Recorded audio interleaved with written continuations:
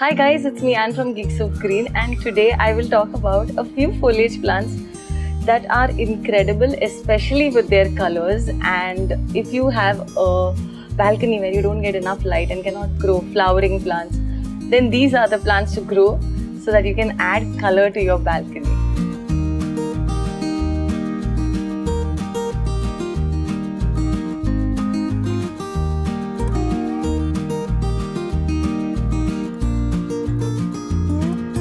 This video is also dedicated to my daughter Nia because it was her birthday and she loves the color pink. So that's what got me thinking of doing a video where I will showcase a few pink plants, a few colorful foliage plants that really add so much beauty to my balcony. Now the plants that I've selected over here have either pink undersides, or some parts of their leaves are pink, or the variegation is pink, or the veining, it's reddish, pink, purplish. So I won't call them pink plants, but I will call them beautiful, stunning foliage plants to add color to your balcony. I hope you enjoy this video. Before we get started, I would like to remind you to participate in the monthly giveaways, and this month's giveaway has been sponsored by Milestone Studio. I will leave the links in the description down below. Do go and check them out and do participate in this giveaway. So now the first plant that I will talk about is the Oxalis triangularis. It is a very common plant to find in India, and mostly in nurseries they keep coming out in batches. So if you frequent your nurseries, you will know that you will find these plants. Especially around the rainy season, these plants come out of dormancy and they grow very beautifully. They flower like this. They have these pretty tiny lilac flowers which look incredible, and very dainty, very delicate looking flowers. And the leaves of this plant speak for themselves. So these are beautiful foliage plants. The shape of the leaves, first of all, look like the wings of a butterfly. So some people do call it butterfly plant. And what happens in the evenings is this plant shuts its leaves, so it looks like the butterfly has closed its wings. So it's a very beautiful plant to have. And they grow from tubers.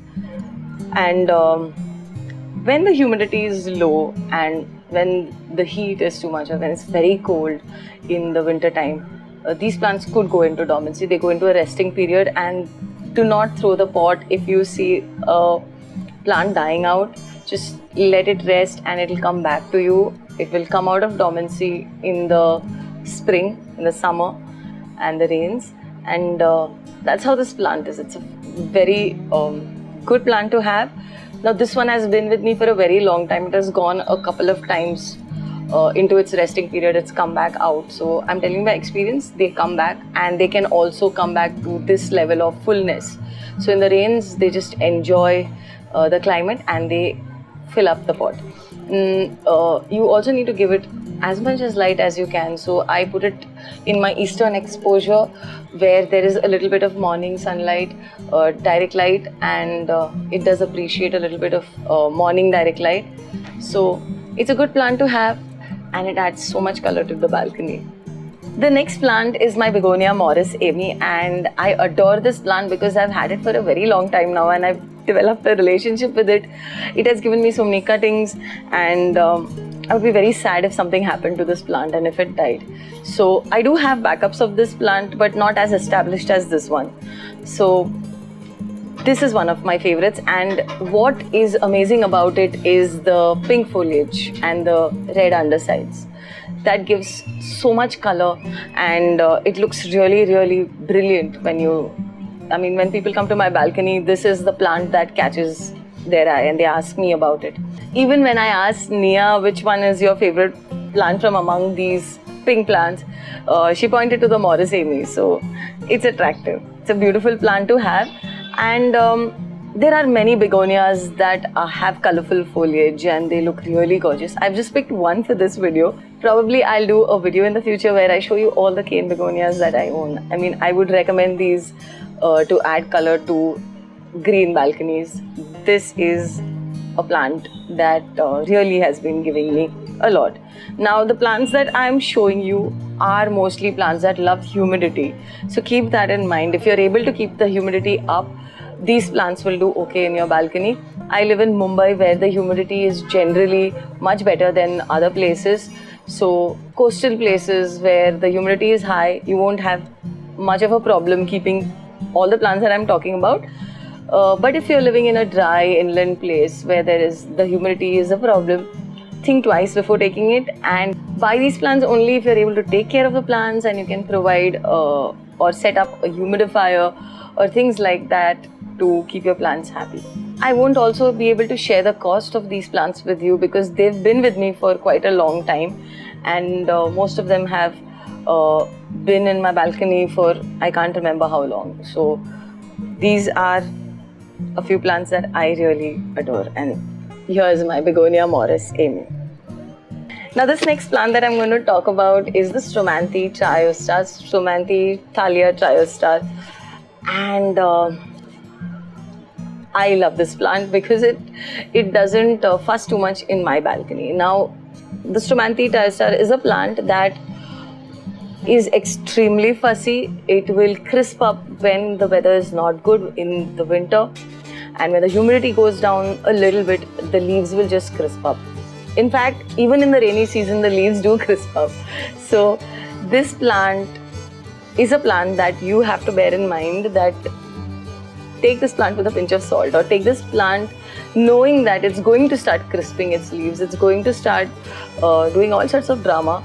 So if you really are okay with that, then go for this plant. Even when the humidity is so high in the rainy season, when it's on an average of 90%, it still has leaves crisping. I do have to keep grooming, and when it starts looking a little unsightly with too many crisping edges, I just give it a cut. I groom it in the shape of the leaf and I cut off the edges. But still there are some parts that I cannot cut off. You can see that there are many portions that are crisping. I just leave it like that because on the whole, when you look at the plant, it is a healthy plant. It's got nice, beautiful, incredible variegation. I mean, some leaves are just incredible. If you see, the undersides are all a bright pink, and the pink reflects through the cream top sides of the leaves, and the variegation is green and light green and cream and pink, and it's incredible. So you can just see how the leaves are. That is the reason that I keep this plant, and this is my second Stromanthi Triostar. The first one was even bigger than this, and it was a beautiful, beautiful plant. I had it for a long time, but one summer I couldn't give it as much attention. I couldn't take care of it with that much dedication, and I lost that plant. But this one was already there. I already owned this before I lost that plant, so I was not that heartbroken. I knew I had this backup, and this one has been there with me now through one summer. It's almost been a year. This one's been with me, and it's been growing consistently. It's been looking good. But now I'm going to really worry when the winter and the summer comes. So every summer and winter is a kind of a challenge to keep the Stromanthi happy and surviving. And the rainy season is where you relax and enjoy the plants. So though this plant is a challenge, it's a good plant to have if you can maintain the humidity and if you are a patient gardener. And if you don't mind a few crisping leaves here and there, it's okay. Then you can have this plant and grow it happily. So this next one is the Passiflora trifasciata. It's a vine that Valency from Plant Mail, she had gifted it to me, and I was really happy with it. It was a small plant when it came, and it should have grown into a very long, luscious vine by now. But I would say that is because of my erratic watering habits. I used to kind of miss watering this one, and I had not given it the kind of attention. I had not put it in the right kind of soil for a very long time, and this plant used to die out, and then I would remember to water it. I would water it, and it would again sprout back again. It would come, get a few leaves, and that would keep happening and happening. And now finally I have put it in a pot where I put in a good soil mix, and I'm consistently watering it. So it's been growing beautifully, and I think now this vine is going to be happy. I've set it in a right spot, and it will grow to be a luscious vine hopefully. Now the reason I selected this plant is because it's got a pinkish variegation on the leaves, and it's really very pretty to look at. The undersides are also pinkish. The leaves are extremely delicate and very beautiful shaped leaves. I really adore this plant and I would just keep it for its leaves. So this is one foliage plant that you could use that will vine and look really pretty when it's grown into a long vine and a beautiful plant. The one thing you need to remember with this plant is give it bright and direct light and do not leave it thirsty. But it's a very resilient plant. Even when every leaf is lost, it has come back when it has been watered. So just if you get the watering right, this plant will be happy. It's an easy to care for plant. Just remember to water it. That's all. The next plant that I will talk about is the Rex Begonia Fedor. It certainly has become very popular in nurseries. I mean, I see it very often. I bought it from my local nursery some time back. And I have 2 of these. The leaves are extremely delicate. They damage very easily. When I got it from the nursery itself, the leaves were so badly damaged. The leaves are really big, but with a little bit of handling, they get damaged. So you can see that this leaf is barely there, but it's still doing its work of photosynthesis, and I don't mind it being like this, so I have left it there. I don't need to prune it, but when it dies out, I will cut it off. You can see that the leaves on the top are the older leaves that have grown really big, and at the bottom, this is all new growth. So this is the next batch of leaves that is sprouting out, and they are undamaged and they look incredible. There's a lot of flowering happening inside. I will show you close-up shots. I mean, it's really pretty. The flowers are really very cute and it's been consistently flowering. Now, one thing about Rex begonias that you need to keep in mind is that they are fussy. Among the begonias, I don't usually go for Rex begonias. Very recently, I have started keeping Rex begonias. And I have been kind of keeping them alive. So I'm slowly experimenting, buying more Rexes and trying with them. If you want to buy begonias, beautiful foliage plants, but you go for the cane begonias that are a little more hardier among the different types of begonias that there are. One thing I've realized with the Rex begonia is that these plants do go dormant and they come back. So if they die down to their last leaf, do not lose hope. Try to get the conditions right for them. Try to keep it cool. Try to give it the right amount of humidity and give it bright light, and it comes out of its dormancy. I mean, I've experienced that. In the past, I have thrown pots of Rex begonia that have died out completely, but now I've realized that you can keep them going. You just have to provide the right conditions. And here's one very beautiful Rex begonia that has really big leaves. I can't call this plant a pink plant, but it's got these red furry stems and undersides which have red veining, which makes it look really stunning, and the foliage stands out among all the green foliage. So this is a plant that is a very good looking plant that you can choose for your balcony. This one here, the next one is the Hemigraphis alternata. Now, the common name for this one is red ivy plant, and it's very commonly found, and I think the foliage color is incredible. And this plant is an extremely thirsty plant, so you cannot forget to water it even a single day. It will die. So always check the soil. Right now the soil is as hard as rock. It's in clay soil, and it dries out very quickly. So probably I will repot it into a little more moisture retaining soil, because this plant is an extremely thirsty plant. It needs to be watered. It just needs to be watered. You cannot forget to water it. If you do, it will just simply not survive and the leaves will become dull. Now this plant also enjoys bright sunlight. With lesser light, what happens is the leaves become more greenish rather than purplish pink. If you look at this plant carefully, the leaves are incredible. They have this beautiful shine on it, which gives it a silvery look. And I feel this is a great plant because it vines very beautifully and looks lovely in hanging baskets. And it's very easy to propagate. As you can see, it grows roots like that. and you can just cut off one portion, propagate it, and have many pots of this if you just invest in one. So this is a plant that I really like, but it keeps me on my toes because with so many plants I do forget to water them sometimes. The thirsty ones are always demanding and need attention every day, so this is one plant that keeps me on my toes, but I really like it. And I think a few more months in my balcony, this one is going to become more greenish because the light is not as bright over here. Under brighter light, its colors will come through.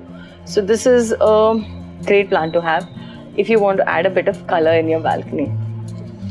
Okay, this next beauty has been my very long standing wish list plant, which I acquired recently. I put a reel of this on Instagram, and I was really thrilled. I am really thrilled to have got this plant finally. It is the Cissus discolor, and the common name is Trailing Rex begonia.